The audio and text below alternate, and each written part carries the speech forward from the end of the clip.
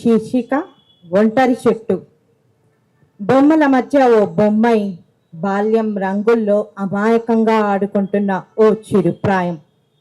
చెట్టు నీడలోకి వెళ్ళి రాలిన పూలను ఏరుకుంటుండగా మృగాల పైశాచికత్వానికి ఆ ఆడతనం బలైపోయింది. చిగురుటాకు లాంటి ఆ చిట్టి ఆశల రెక్కల్ని కామందత్వం క్రూరంగా చిదిమేస్తుంటే ఆ ఆర్తనాద కోశకు చిట్లిన నిషిది గుంటె విషాదంతో చీలింది. ఆ పసి మొక్క చేసే ఆహాకారాలకి ఏ మానవ హృదయము కన్నెత్తి కూడా చూడలేదు. ఏ గుడిలోని దేవుడు కన్నీటి పర్యంతమై గంటైనా కొట్టలేదు. ఈ సభ్య సమాజంలో ఆడది ఇంకా ఓ ఒంటరి చెట్టే. పురుషాధిక్య ప్రపంచంలో కొమ్మల మధ్య ఏకాంతవాసమే. ఆమె అస్తిత్వానికి శత్రువై నిలిచే మనస్తత్వాలు మన చుట్టూ ఇంకా తిరుగుతూనే ఉన్నాయి.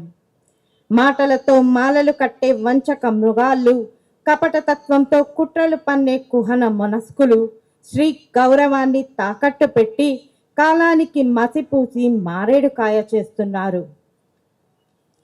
మహిళా హక్కుల పేరుతో స్వేచ్ఛ సమానత్వ నినాదాలతో మైకుల్లో ఉదర కొట్టే ఉపన్యాసాలతో చేసే వాగ్దానాలు చాలానే ఉన్నాయి. ఆపదలో ఆపన్హస్సం అందించే మనసున్న మనుషులు మాత్రం అరుదైపోతున్నారు. చట్టానికి కళ్ళున్నా చూసి చూడనట్టే ఉంటుంది.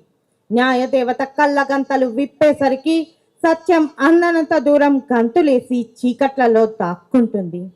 శాసనాలు, చట్టాలు, శిక్షా స్మృతుల్ని గుర్తు చేస్తాయే కానీ నిజమైన న్యాయం సత్యదూరంలో నిలబడి అసత్యానికి కొమ్ము కాస్తూనే ఉంటుంది.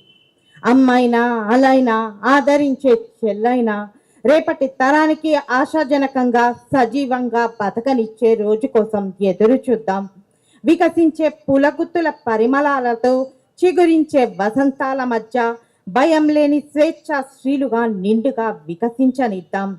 ఆడదాన్ని, ఆడతనాన్ని మనస్సాక్షితో కాపాడుతూ ఆమెను మనిషిగా గుర్తించి గౌరవించడం నేర్చుకుందాం. అందరికీ మరొకసారి